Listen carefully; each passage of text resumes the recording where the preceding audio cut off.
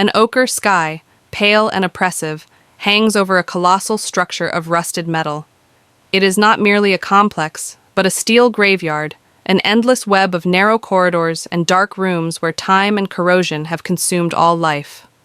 In the pulsating, sickly heart of this abandoned labyrinth, a solitary figure drags itself, its heavy footsteps resonating with the exhaustion of ages. Its skin, covered in a layer of soot and dust that almost blends with the decrepit environment, barely hides the hunger burning in its eyes and the weariness clinging to every movement. Every shadow here seems to not only harbor a threat, but whisper ancient secrets. Every distant creak of metal, an imminent danger.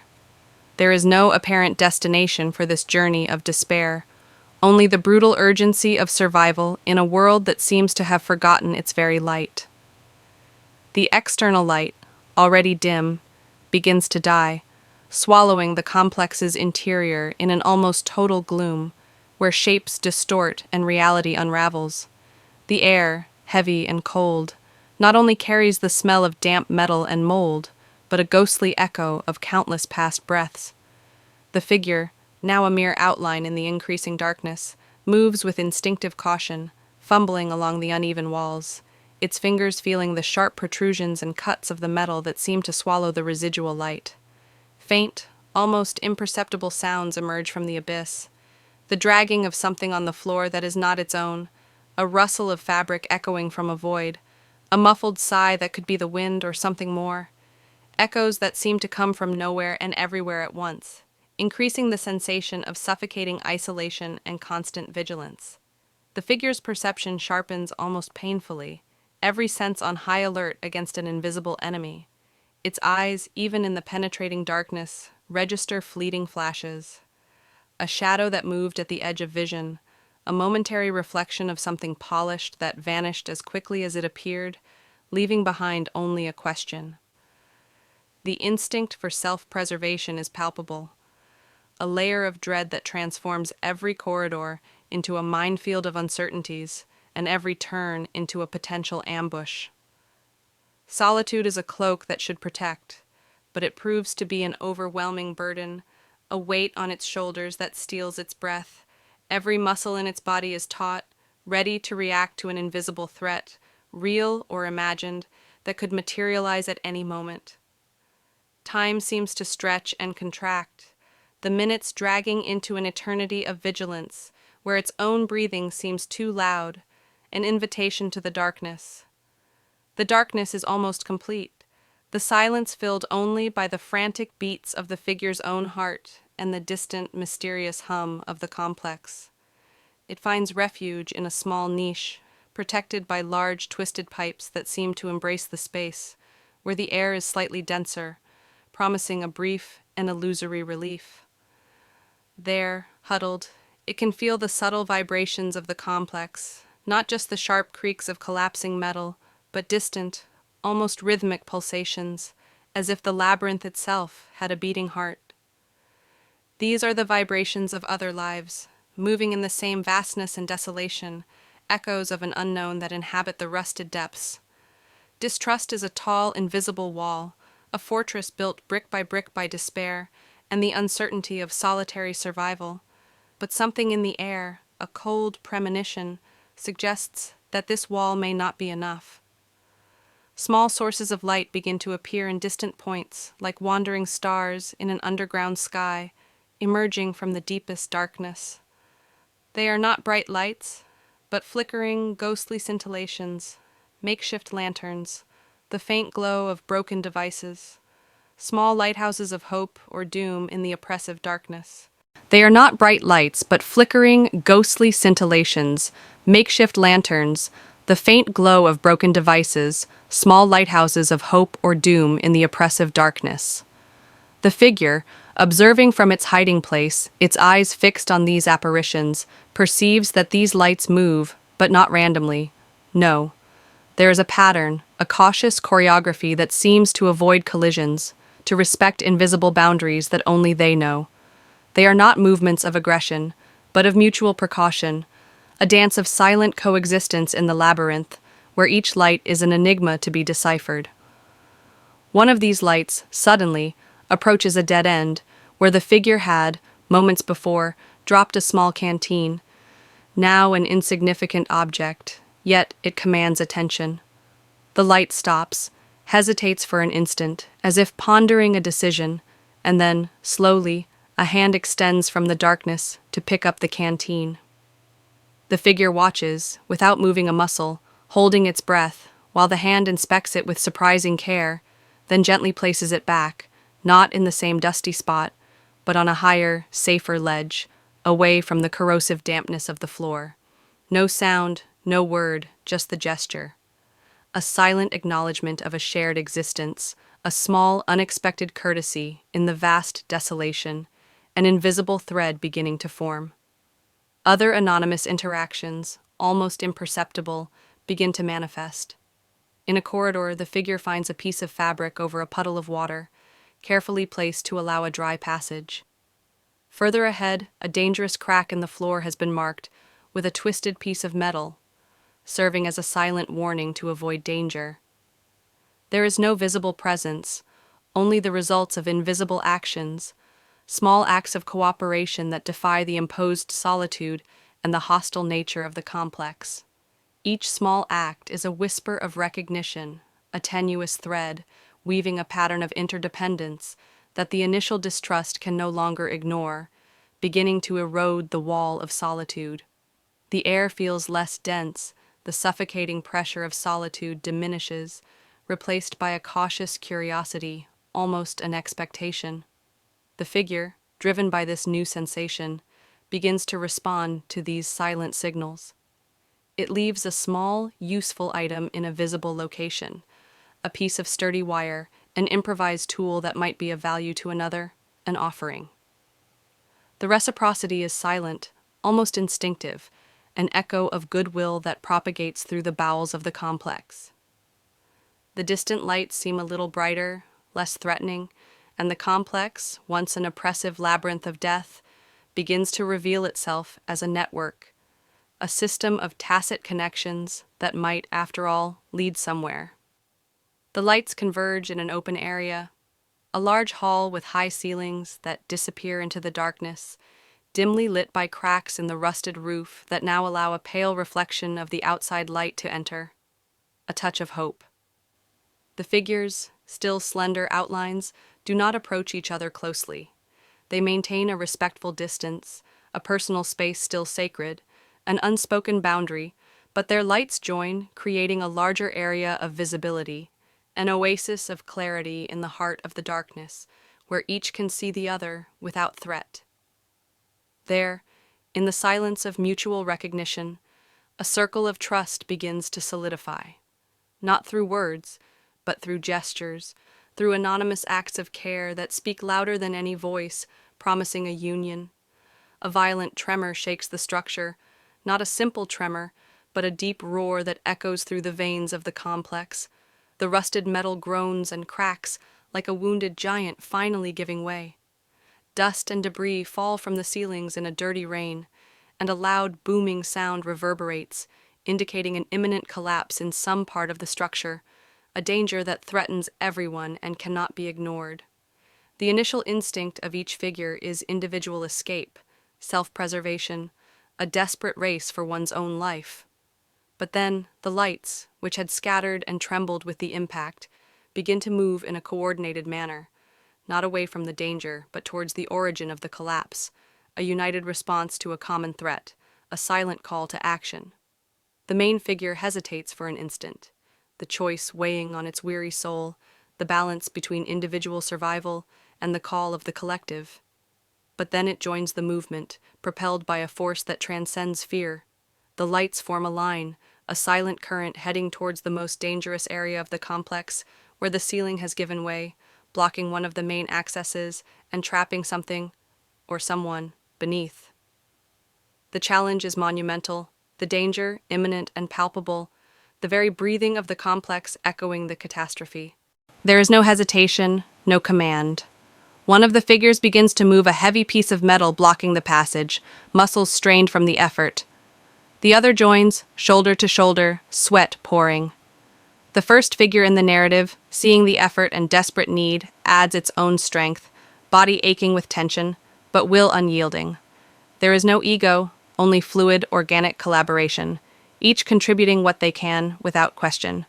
The sound of metal scraping against concrete, the muscles straining to their limit, the muffled gasps of exhaustion, all contribute to the symphony of a circle of trust in action, a melody of unity forced by adversity that has become a hymn of hope. As more debris is moved, the light from a small crevice reveals what is trapped. Not a person, but an ancient, complex machine, still with a faint, pulsing glow, essential for maintaining the breathable atmosphere of the complex. Its failure would mean the end for everyone, a slow and inevitable suffocation. The figures work with silent, determined urgency, their movements complementing each other, anticipating each other's needs. One hand extends a necessary tool before the request is even formulated. Another offers physical support, holding the weight of a loose panel. Trust is not spoken. It is lived in every coordinated movement, every understanding glance, every gesture of support. The machine is finally freed, though damaged. One of the figures, with tacit knowledge and impressive precision, begins to make quick repairs, while the others secure the area, clearing more debris and ensuring no new collapses. The sound of their efforts fills the hall, the snap of wires being reconnected, the creak of gears being adjusted, an orchestra of ingenuity and solidarity. Slowly the machine emits a hum, low at first, then stronger, a sound of life reborn, and the atmosphere begins to improve, the air becoming cleaner, more breathable, a silent miracle. The complex is quieter, but no longer empty. The figures, exhausted but not defeated, gather again in the hall. The external light has returned, filtering through the crevices, illuminating their now visible faces, each marked by the journey, but also by the shared victory. They are not strangers, but a collective, a unit forged in darkness and danger.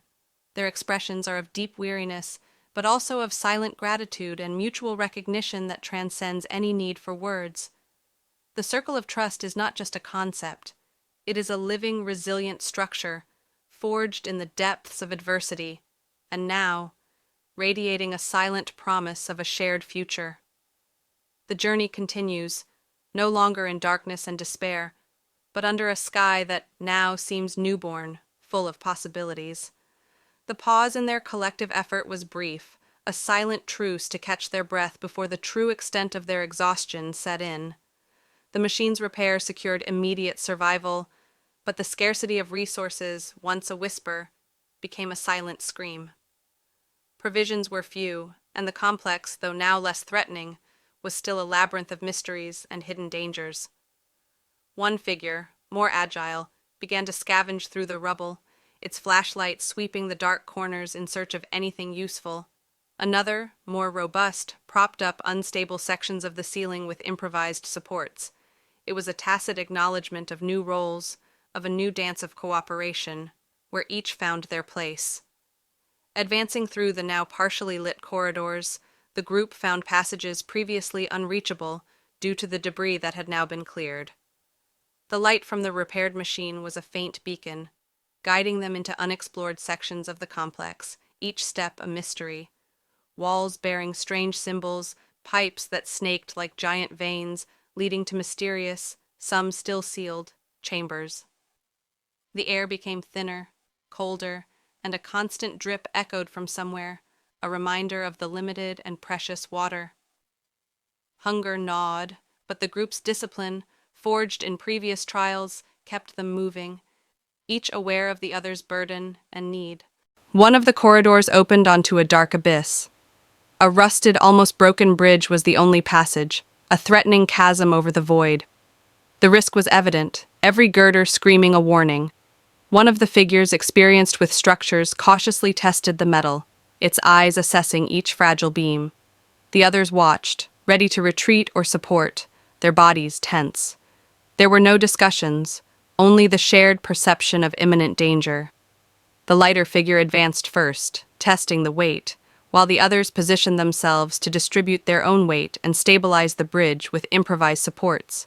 A a synchronized effort that depended on complete trust in each other's actions.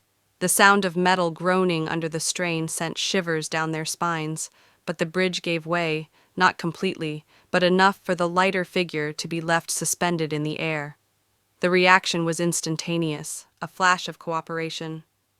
The one with the improvised tool hurled it to the suspended figure's outstretched hand. The strongest crouched, creating a human counterweight. The first figure, with a gleam of determination in its eyes, pulled the tool and quickly hooked it onto a more solid girder. The effort was collective, muscles burning in determined silence, fear overcome by necessity. The suspended figure was pulled to safety, and a mute nod, a wordless acknowledgement of the debt of life, sealed the act. The bridge was finally crossed, each member of the circle traversing with the vigilant support of the others, one by one. On the other side, the structure was different, older, with signs of once grand technology, now in ruins. They found a water reservoir, the source of the incessant dripping. It wasn't clean, but it was water, the promise of life. The figure with knowledge of the machine, with a keen eye, indicated a rustic but functional filtration system using found materials. The purification work began, a methodical rhythm of pumping and filtering, each drop of purified water a small but vital victory. The taste, though metallic, was the very essence of survival. Their thirst at last was quenched, a silent pact that no one would be left behind. The water brought a new focus, a renewed clarity to their weary minds. With clearer minds, they noticed a faint glow emanating from an adjacent chamber, an inviting light. It wasn't the light of their lanterns, but an internal, pulsating, and mysterious illumination coming from within a vast control terminal. The room was circular, dominated by a central panel covered in buttons and levers, all inactive, except for a single data display, which now showed a sequence of unknown symbols, a coded puzzle crying out for solution. It was a message, a last function of the complex, or perhaps a secret. One of the figures, with a more analytical eye and sharp mind, began observing the complex patterns, cautiously testing some levers, careful not to disturb the existing sequence. Another, with an impressive visual memory, seemed to recognize some of the symbols, as if they had seen fragments in distant dreams. The third figure, with a practical sense and keen intuition, began manipulating the buttons, following the visual cues of the other two, in a choreography of trial and error, each fully trusting that the other would not lead them astray, that their collective intuition would guide them. The filtration machine began to fail again, a silent warning of its imminent deterioration, its hum fading. The air in the control terminal, once tolerable, began to grow denser and more oppressive, a reminder of the fragility of their existence. Time was an invisible enemy, pressing them, every second crucial. One of the figures, exhausted, staggered, their body betraying their will. The others, without hesitation, supported them, a firm hand on the shoulder, another offering a canteen with the purest water they had managed to filter. The circle of trust tightened, its bond strengthened by weariness and imminent danger. The data panel displayed one last symbol, one that they all felt an instinctive need to touch simultaneously, a final act of mutual faith. The entire chamber vibrated, not a destructive tremor, but a pulsation of energy. The light from the central panel intensified, filling the room with a golden warm glow that seemed to heal. The figures found themselves enveloped in the light, their silhouettes merging into a single diffuse form, without distinction. The air became crystalline, pure, exhaustion dissipated, replaced by a sense of renewal and profound connection that permeated every fiber of their being. The hum of the filtration machine stopped, not due to failure, but because it was no longer necessary, its function superseded by something greater. A new source of air and water, pure and unlimited, was revealed, not by a device, but by a subtle change in the very atmosphere of the chamber, a miracle. The golden light diminished, revealing the transformed chamber. The walls were now clean, the metal gleaming with a renewed luster. The crevices in the ceiling revealed a never-before-seen blue sky, immense and free. The rusted complex somehow had readjusted, healed, reborn from its ruins.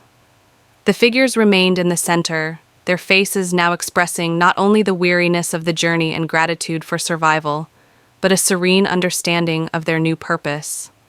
They were no longer just lost survivors, but guardians of a new beginning, of a legacy.